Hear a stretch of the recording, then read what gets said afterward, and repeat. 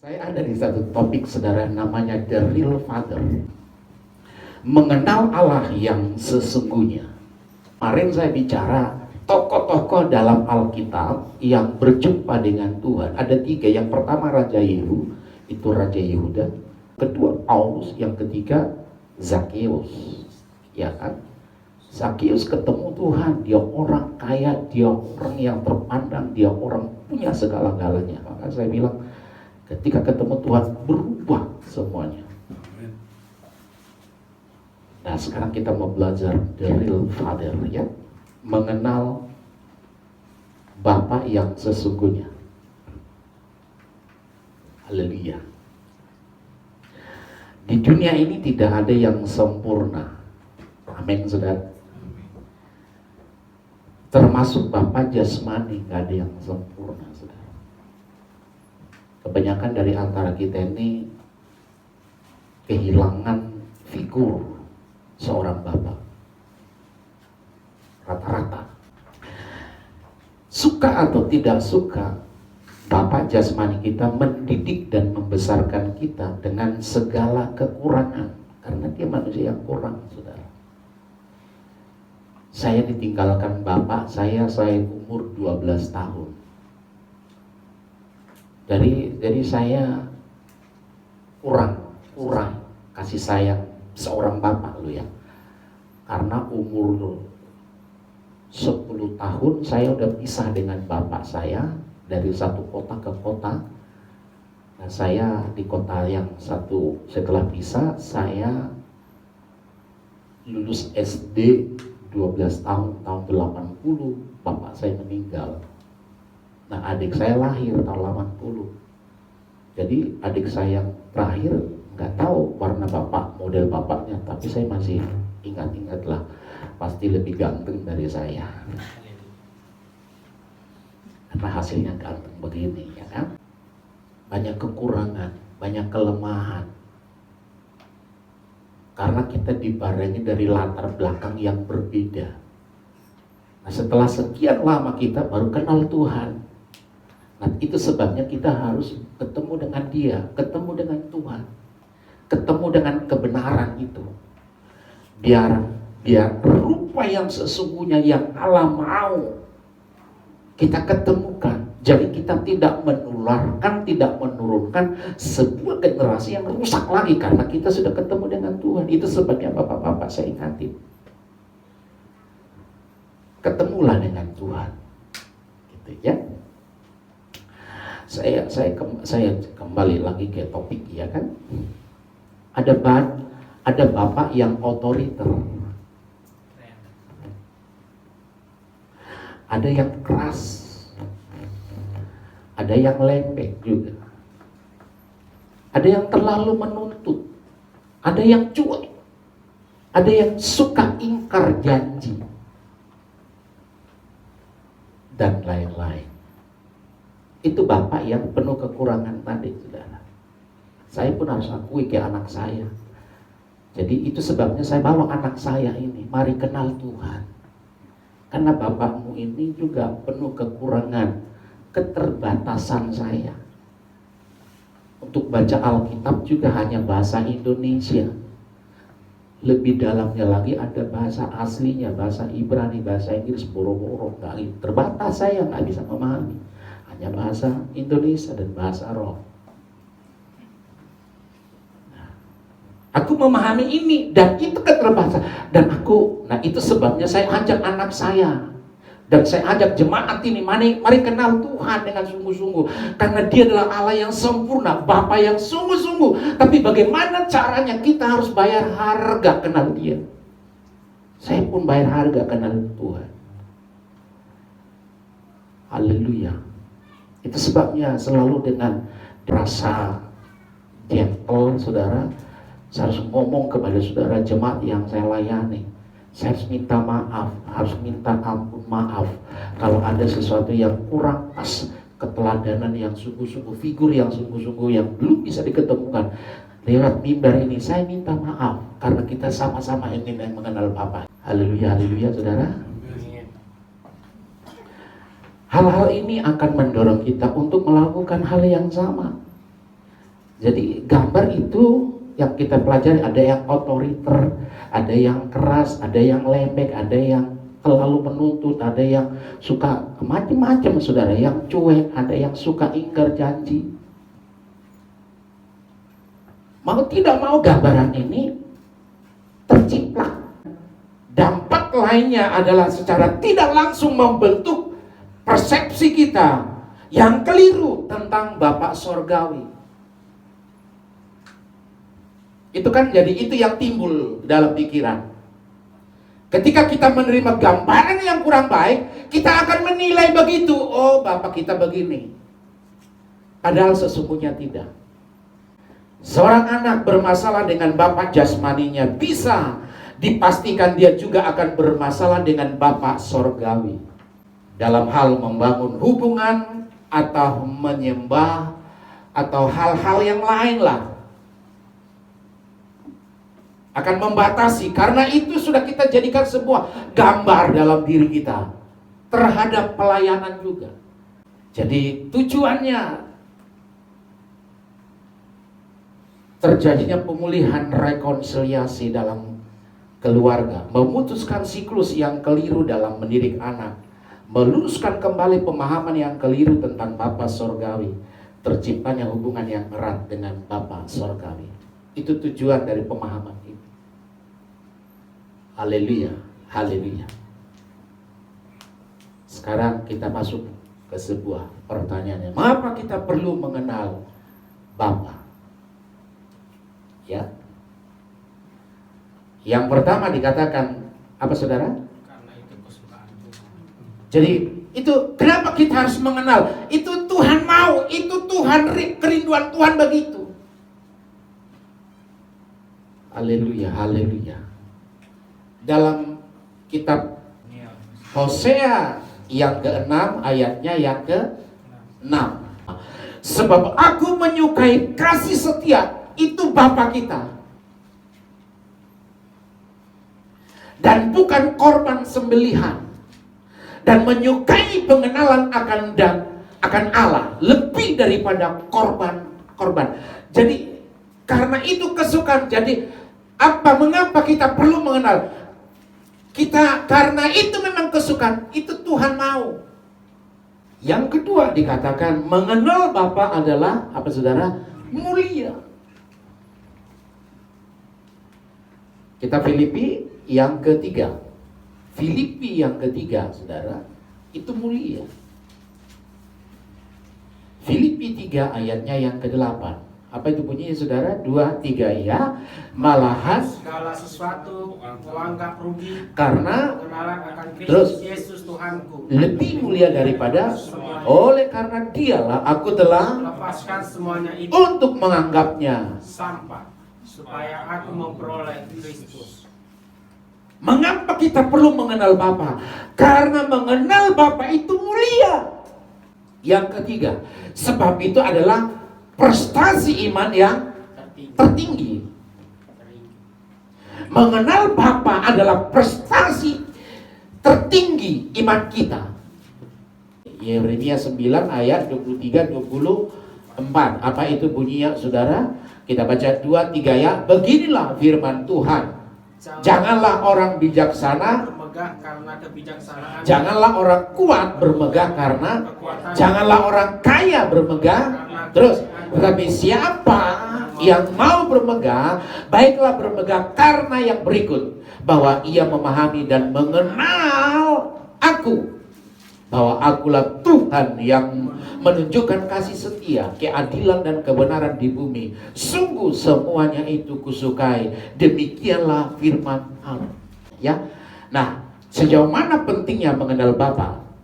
Mengenal Bapa membuat kita apa saudara? Enggak khawatir. Untungnya itu saudara. Manfaatnya enggak khawatir. Saudara masih khawatir dalam hidup ini? Aduh, nggak kehitung nih, khawatir ada gitu. Apa yang dikhawatirkan? Apa yang ditakutkan? Apa yang diragukan dalam hidup ini? Kalau saudara masih dominan ini dalam hidup kita, coba 2 Timotius 1 ayatnya yang ke-12. Haleluya, haleluya. Tuhan kiranya menolong kita. 2 Timotius 1 ayatnya yang ke-12. Apa itu bunyinya saudara? Kita perhatikan, baca bersama-sama. 2, 3, ya. Itulah sebabnya aku menderita semuanya ini, tapi aku tidak malu, karena aku tahu kepada siapa aku percaya, dan aku yakin bahwa Dia berkuasa memeliharakan apa yang telah dipercayakannya kepadaku hingga pada hari itu. Ya. Kalau kita mengenal Bapa, ada ketakutan tapi nggak berlarut-larut. Hanya ya ibarat kata cuma lewat begitu saja. Itu manfaatnya. Haleluya. Yang kedua dikatakan mengenal Bapa membuat kita yakin akan kedaulatannya. Haleluya, saudara, haleluya. Saudara percaya ada kedaulatan Tuhan berlaku dalam hidup ini? Tuhan yang berdaulat ini, Tuhan yang ngatur. Aku percaya itu. Aku yakin itu. Pegang ini janji ini. Engkau boleh dikecewakan sama bapak roh, bapak jasmanimu, tapi ingat, Allah tidak pernah mengecewakan engkau. Bapakmu bisa meninggalkan engkau, tapi Bapa di surga tidak pernah meninggalkan kita. Bapak jasmani kekurangan begitu, usianya paling berapa, saudara? Jadi Allah kita memiliki kedaulatan penuh atas hidup kita. Kita dipelihara, kita dituntun, kita diberkati, kita dilindungi, kita dilimpahi, kita tetap selalu disertai oleh Tuhan. Yang ketiga dikatakan, saudara, mengenal Bapa apa, saudara? Membuat kita hidup dalam Kuasanya. ada kuasa. Artinya kita dipelihara sama Tuhan. Segala bentuk hal-hal yang lain kita nggak tahu, saudara. Kita nggak ngerti ini. Ini atmosfer di mana kita hadiri, kita nggak ngerti. Saudara nggak lihat, saudara. Saudara lihat virus nggak, saudara? Kenapa disebut itu COVID-19 itu? Itu virus apa, saudara? Kenapa disebut virus? Karena apa namanya? Sebuah bentuk yang paling kecil tapi mematikan. Nggak kelihatan, tapi bisa mematikan. Ini kita nggak tahu nih. Tapi percayalah kalau kita mengenal Tuhan, kita ini dibentengi, kita ini dipagari, kita dipayungi. Amin atau amin ya, saudara? Jadi mengenal Bapa membuat kita hidup dalam kuasanya. Peperangan kita bukan melawan darah daging. Ada penguasa, ada pemerintah. Saudara nggak tahu, saudara, ya kan?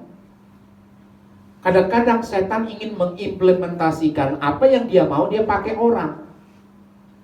Sebenarnya sifat manusia nggak mau membunuh. Kenapa membunuh? Karena ditunggangi roh yang lain. Haleluya. Kiranya Tuhan tolong kita. 1 Samuel 17 ayatnya yang ke 37. Nah, baca 2, 3, ya. Pula kata Daud, Tuhan yang telah melepaskan aku dari cakar singa dan Dari cakar beruang, Dia juga yang akan, lepaskan aku dari tangan orang Filistin itu. kata Saul kepada Daud, pergilah Tuhan. Ayat 45. Tetapi Daud berkata kepada orang Filistin itu, Engkau mendatangi aku dengan dan tombak tapi aku mendatangi engkau dengan nama Tuhan semesta alam, segala barisan Israel yang kau tantang itu. Jadi ada kuasa. Manfaat mengenal Bapa, kita ada kuasa. Jadi begitu, saudara, kita anak Allah, anak raja. Praktekkan omongan itu. Jangan belum apa mudah ciut. Kita tahu ada pekerjaan setan. Aku ikat pekerjaan setan. Aku datang dengan nama Yesus. Aku tolak. Jangan belum apa-apa. Ada kitanya, ada kuasa. Amin atau amin, saudara? Coba Markus 16, saudara. Coba Markus 16. Haleluya, haleluya. Markus 16. Ayat yang ke-16. Apa itu bunyinya? Siapa yang percaya dibaptis akan diselamatkan, tetapi siapa yang tidak percaya, terus tanda-tanda ini akan menyertai orang-orang yang percaya. orang percaya atau orang-orang percaya? Orang-orang yang percaya. Berarti sedikit atau banyak? Banyak. Siapa itu? Kita. Saudara dan saya, gereja Tuhan.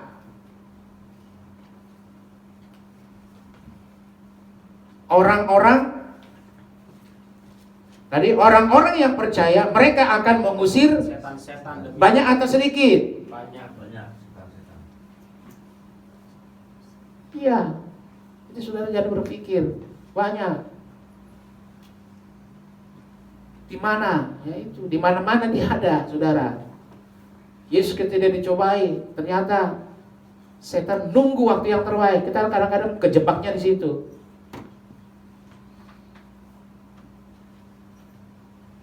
Makanya pastikan stamina rohani kita ini sehat. Amin atau amin, saudara? Jangan kemasukan. Pastikan rohmu itu tetap punya stamina yang sehat. Jaga. Karena banyak nih setan-setan di sekitar kita ini. Kadang-kadang kita dipakai, kita aja nggak kontrol diri. Karena setan ingin memanifestasikan diri banyak hal. Ya kan? Bisa lewat babi, bisa juga. Lewat anjing juga bisa. Lewat yang lain juga bisa, saudara. Lewat macam-macam bisa. Lewat HP juga bisa Tuhan pakai setan situ. Hal-hal yang negatif, hal yang merusak, itu banyak di situ. Suka nonton yang gosip-gosip, itu pekerjaan setan.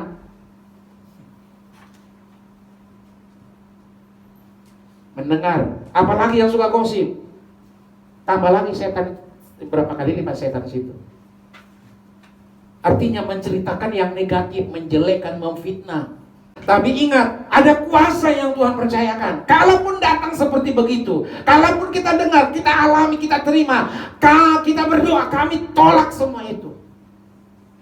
Banyak orang, ya, banyak pengalaman yang selalu seperti begitu. Tapi Tuhan bilang kalau kita mengenal Allah, kita akan memiliki kuasa untuk menolak segala sesuatu. Nah, saudara perhatikan di pembacaan kita tadi, saudara, itu di 1 Samuel 17, itu bicara tentang Daud. Daud yang masih kecil, bahkan Alkitab catat masih kemerah-merahan, umurnya masih 17 tahun. Biasanya dia mengembalakan domba, artinya suka bergaul dengan kambing domba, suka ketemu dengan singa, suka ketemu dengan beruang. Ini Daud ini sering ketemu yang begitu, saudara. Tapi apa yang terjadi? Karena Daud punya kuasa, ternyata Alkitab bilang dia robek rahangnya.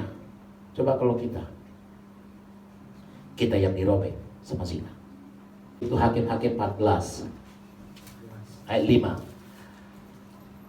Kita baca 2-3 ya. Lalu pergilah Simson beserta ayahnya dan ibunya ke Timnah. Jadi Simson ini dekat dengan bapak mamanya. Kemana-mana suka jalan. Haleluya. Terus ketika mereka sampai di kebun-kebun anggur di Timnah, maka seekor singa muda mendatangi Simson dengan mengaum. Saudara, ngaumannya kita udah nakut, saudara. Terus apa yang terjadi, saudara? Pada waktu itulah berkuasa roh Tuhan atas dia, sehingga singa itu dicabiknya seperti orang mencabik. Dan bagaimana kita ketemu anak kambing aja kita langsung terbirit-birit. Bagaimana ketemu dengan singa?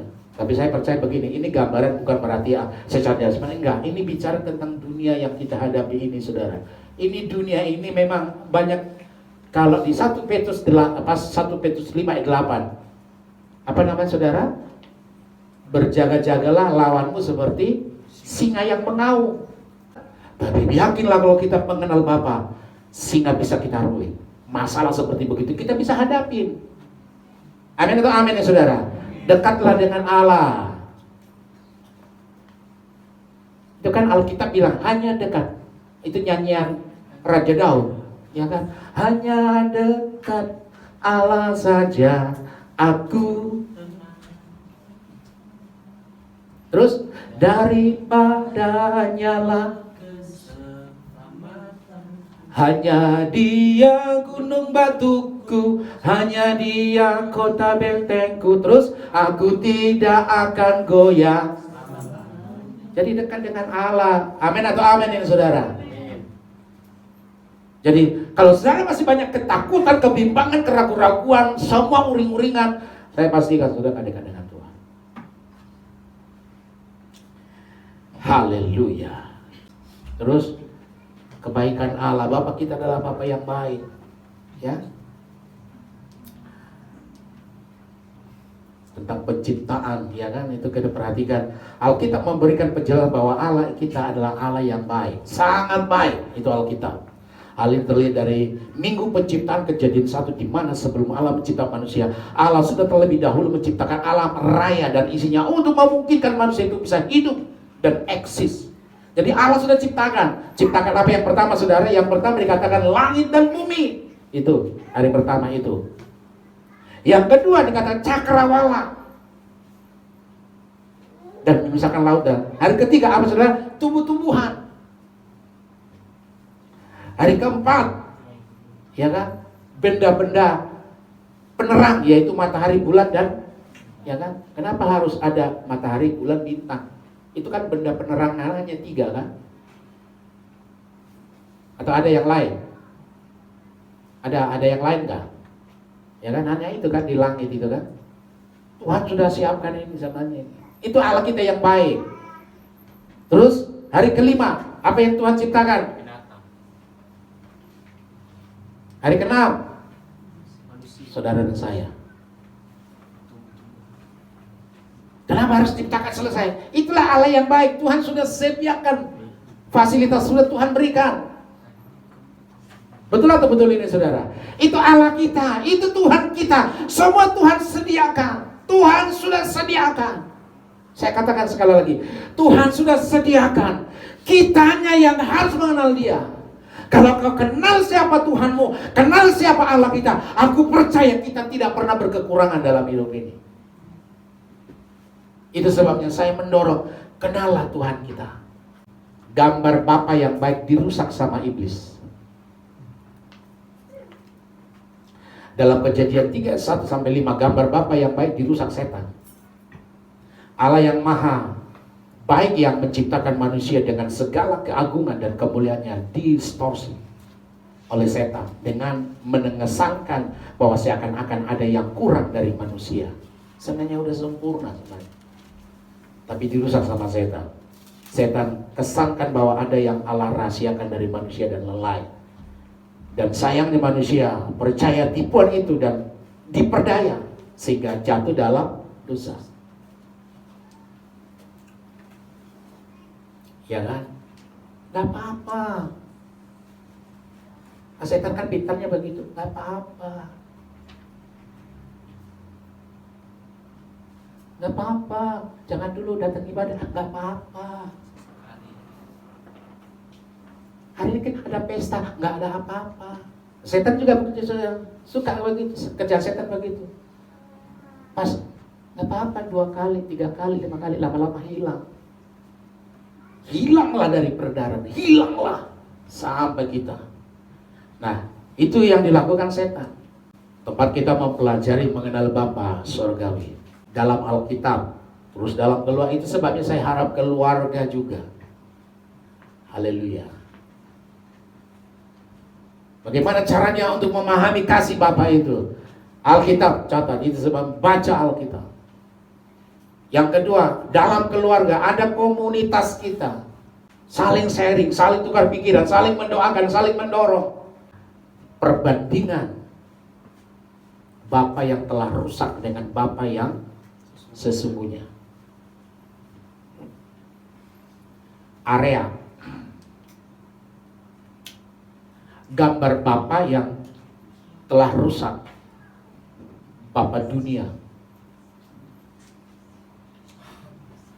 Gambar Bapa yang sesungguhnya, Bapa Sorgawi. Area di mana kita? Gambar yang Bapa dunia dengan Bapa Sorgawi. Area di mana? Otoritas. Kalau Bapa yang duniawi, apa itu? Otoritasnya, ya, otoriter. Ada Bapak juga yang begitu, otoriter. Anak akan memiliki gambar Bapa Surgawi sebagai Bapa yang kejam. Area tadi, area di mana? Bapa dunia, ini Bapa dunia. Satu otoritas. Jadi dicaplah Bapa yang kejam. Bapak mau begini, nah, kalau enggak, wah, sehingga anak mencap, kejam. Terus anak akan menjadi Bapak yang kejam di kemudian hari. dia kan menurunkan anak toh, ya kan? Anaknya mencap bapaknya, sehingga dia juga menurunkan begitu. Makanya perlu dipulihkan. Terus Anak akan terluka, takut, berontak.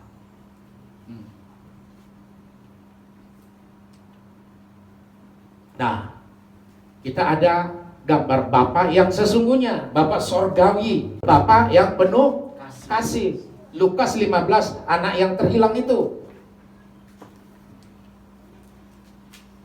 Yeremia 31, aku mengasihi engkau dengan Kasih yang kekal. sebab itu aku kasih. melanjutkan kasih setiaku kepadamu. Yesaya 54, sebab biarpun gunung-gunung beranjak dan bukit-bukit bergoyang, tetapi kasih setiaku tidak akan beranjak daripadamu, dan perjanjian damaiku tidak akan bergoyang. ingat, itu Bapa yang baik, tidak akan pernah ingkar janji. Saya tegaskan ini kepada kita. Oke lah, kita punya gambar, tapi hari ini kita sudah diingatkan, kita punya Bapa yang hidup. Yang kedua, integriti. Bapa dunia. Suka apa saudara? Ingkar janji. Tar. Terus apa itu? Anak akan mengenal Bapa sebagai Bapa yang, jadi itu menyiplak begitu. Ya Tuhan, nggak dia nggak alami. Ya Tuhan berjanji, ingkar juga enggak. Itu karena kita sudah memakai label yang salah. Itu selalu pembawaannya begitu. Seorang Anak akan menjadi seorang Bapa yang selalu ingkar janji. ya, jadi turunkan begitu. Dia juga suka begitu. Tar. Nah, anak-anak akan apatis, gampang berbohong, apalagi curigaan. Nah ini, kita memiliki Bapa yang setia, Bapa sorgawi. Dialah Bapa setia. Mazmur 22 ayat 7 sampai 8. Yang ketiga, saudara, apresiasi. ya, penghargaan. Nah, kalau Bapa dunia, apa itu, saudara? Bapa yang tidak menghargai. Ya ini, suka meremehkan. Semua kita pasti kalau dihargai sangat suka.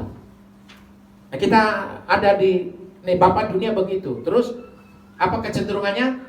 Anak akan mengenal Bapa surgawi sebagai Bapa yang tidak pernah menghargai perbuatan baik kita. Bisa nangkap ini, saudara? Anak akan menjadi Bapa yang tidak pernah menghargai Di kemudian hari. karena sudah menurunkan generasi begitu. Anak akan menjadi tidak bersemangat, takut mencoba, jiwanya kerdil. Belum apa-apa, nolak, hati-hati ini. Itu sebabnya selalu saya ingatin, tetap optimis. Allah menghargai segala sesuatu. Ya. Yang keempat, kasih. Bapa dunia. Apa Bapa yang Kasihnya bersyarat. ada syaratnya. Anak akan memiliki gambar Bapa surgawi sebagai Bapa yang Selalu menuntut. terus anak akan menjadi Bapa yang memiliki kasih yang bersyarat di kemudian hari. Itu otomatis. Karena saya terima ajaran, otomatis saya. Nah, setelah saya ketemu dengan pemahaman ini, itu salah. Anak sulit mengasihi dengan tulus, menjadi anak-anak upahan. Bapa surgawi kasihnya tidak Bersyarat. 1 Yohanes 4 ayat 10 tadi. Roma 5 ayat 8. Akan tetapi Allah menunjukkan kasihnya kepada kita oleh karena Kristus telah mati untuk kita ketika kita masih Jadi kasih Allah itu kasih yang itu sebab selalu saya katakan, kasih itu ada beberapa jenis kasih. Ada kasih agape, ada kasih phileo, ada kasih eros, ada kasih storge. Ada kasih apa lagi itu? Ada 5 saya pelajari itu ada kasih. Tapi di atas dari segala kasih agape, kasih yang gak syarat, kasih gak ada hitung-hitungan. Itu kasih Bapa. Itu yang selalu kita doakan dalam diri ini. Kita disakitin, gak usah nyakitin orang. Kita difitnah, gak usah menfitnah orang. Kita dikecilkan, gak usah mengecilkan orang. Kita hanya datang kepada Tuhan. Tuhan, jamah hatiku. Karena kecenderungan orang begitu. Dia terluka, selalu melukai orang. Itu ciri orang yang terluka. Tapi ketika kita mengenal Bapa, tidak lagi begitu berlaku. Itu sebabnya Yesus ajarkan, kalau engkau ditampar pipi kirimu, kasih lagi. Kalau nggak ada lagi, tampar lagi dia. Itu orang dunia kan begitu. Udah habis Tuhan, pipi kanan udah habis, pipi kiri nggak ada. Giliran saya Tuhan. Itu bukan kasih Bapa, itu kasih dunia. Haleluya. Langkah pemulihan. Apa langkah pemulihannya? Meminta roh hikmat. Efesus yang pertama itu jelas, melihat gambar Bapa yang sesungguhnya. Mazmur, ini saudara harus perhatikan ini, ya, mengampuni Bapa jasmani, mengampuni. Sukar, memang harus mengampuni. Filipi 4 ayat 8 itu berkata, apa yang baik, apa yang mulia, apa yang benar, apa yang disebut kebajikan, pikirkan semuanya itu. Jadi mau tidak mau kita lakukan itu. Haleluya. Puji Tuhan. Sampai di sini. Kiranya Tuhan menolong dan memberkati kita.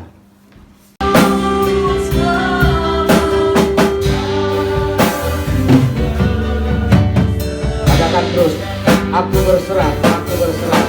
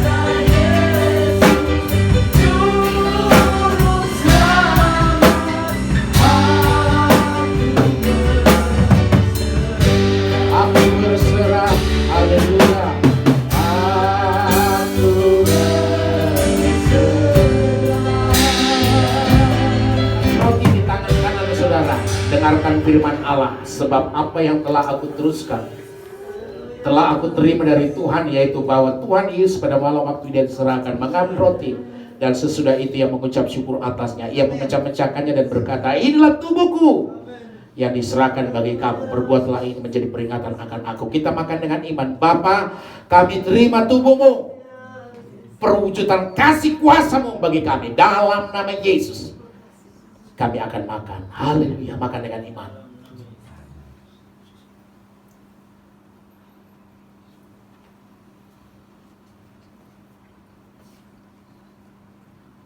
Angkat cawan tinggi-tinggi. Demikian juga ia mengambil cawan sesudah makan lalu berkata, cawan ini adalah perjanjian baru yang dimeteraikan oleh darahku. Perbuatlah ini setiap kali kamu meminumnya menjadi peringatan akan aku. Sebab setiap kali kamu makan roti dan minum cawan ini, kamu memberitakan kematian Tuhan sampai ia datang. Kita minum dengan iman Bapa. Ini perlambang darah bersatu dengan tubuh kami, sehingga kami memiliki kuasa mampu mengalahkan segala sesuatu. Kami terima dengan iman Bapa, dalam nama Tuhan Yesus Kristus. Kami akan minum. Haleluya, haleluya. Mari kita bersyukur. Haleluya. Haleluya, haleluya. Terima kasih. Terima kasih. Kami sudah melaksanakan perjamuan ini. Selanjutnya Engkau yang akan bekerja Bapa. Setiap kawanan domba-dombamu menguatkan, meneguhkan, memakai menjadi malam mereka. Aku dipulihkan, aku dimerdekakan, aku dilepaskan dari segala apapun. Kita hadapkan harapan kita dan wajah kita kepada Dia sumber segala berkat. Kita pulang, terimalah berkat dari Allah Bapa. Cinta kasih yang sempurna, dahsyat, luar biasa dari Tuhan kita Yesus Kristus, serta penghantaran, penghibur, kekuatan, kuasa Allah Roh Kuduslah menyertai saudara yang dikasihi oleh Allah hari ini, esok, selama-lamanya. Maranatha, Yesus kembali. Dalam nama Tuhan Yesus Kristus kami berdoa. Haleluya, haleluya. Sama-sama kita katakan amin. Tuhan memberkati.